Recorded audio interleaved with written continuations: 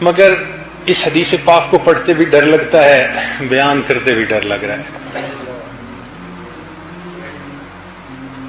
اس کو پڑھتے ہوئے بھی ڈر لگتا ہے اور اس کو بیان کرتے ہوئے بھی ڈر لگتا ہے۔ اب پتہ چلتا ہے کہ ہمارے اکابر علماء دیوبند، ان کی زندگیوں میں اتنا تقویٰ تھا، ذرا اکابر کا تقویٰ کتاب پڑھ کے تو دیکھیں نا۔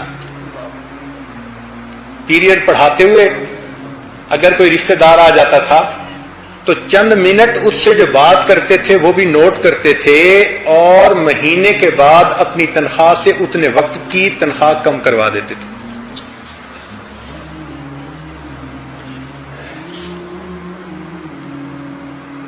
یہ اس لیے تھا کہ ان کو معرفت تھی اس بات کی کہ پرہیزگاری کا اللہ کے ہاں کیا رتبہ ہے، کیا درجہ ہے۔ بہت محتاط تھے۔ چنانچہ یہ حدیث مبارکہ انس رضی اللہ تعالیٰ عنہ نے روایت کی کہ نبی علیہ الصلوۃ والسلام نے ارشاد فرمایا، من لم یکن لہ ورع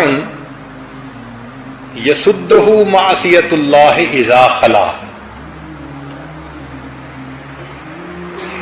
جس بندے کے پاس اتنی ورع نہ ہو جو اس کو تنہائی میں گناہ سے روک دے، جس بندے کے پاس اتنی پرہیزگاری نہ ہو کہ وہ پرہیزگاری اس کو تنہائی میں گناہ سے روک دے، فرمایا من لم یکن لہ ورع یسدہ معصیۃ اللہ اذا خلا لم یعبأ اللہ بشیء من عملہ، اللہ کو اس کے کسی عمل کی کوئی ضرورت نہیں۔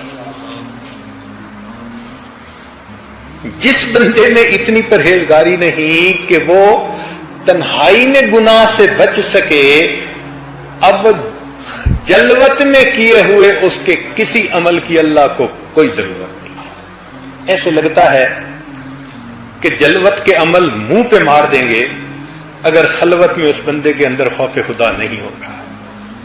اب یہ حدیث مبارکہ جب پڑھتے ہیں نا تو ڈر لگتا ہے۔ سوچئے، اللہ اکبر، درنگی چھوڑ دے، یک رنگ ہو جا، سراسر موم ہو جا، یسن، اللہ تعالیٰ فرما دیں گے یہ عمل تو نے میرے لیے نہیں کیے تھے، یہ بندوں کے لیے کیے تھے۔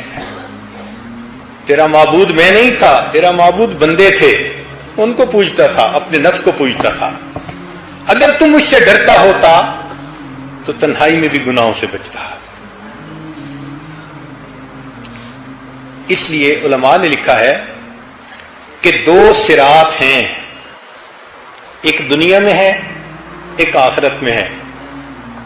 جو دنیا میں صراط ہے اس کو ہم صراط مستقیم کہتے ہیں، جس کی دعا مانگتے ہیں اہدنا الصراط المستقیم۔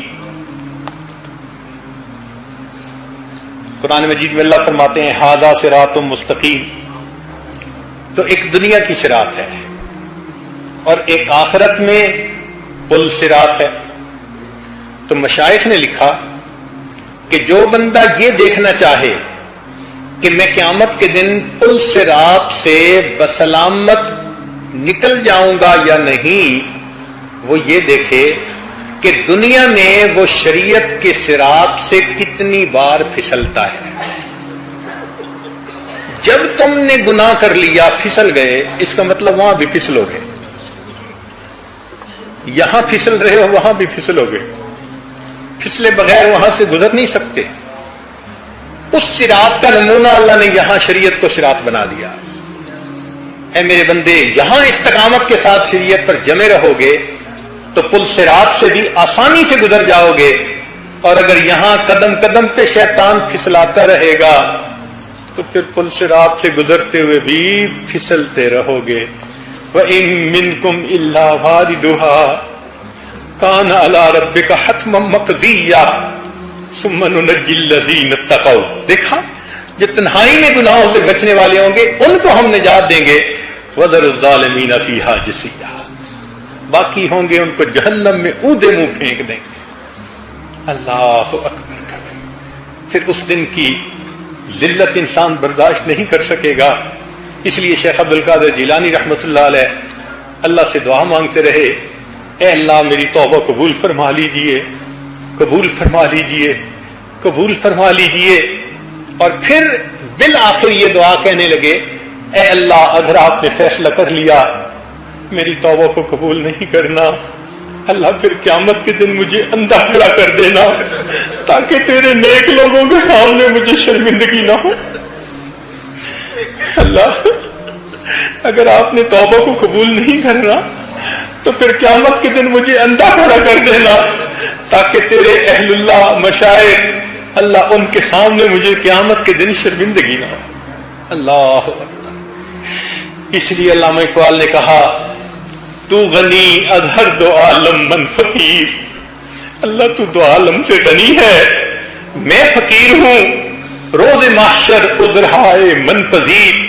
اللہ قیامت کے دن میرے عذروں کو قبول فرما لینا. گر تمی بینی حسابم نہ گزیر.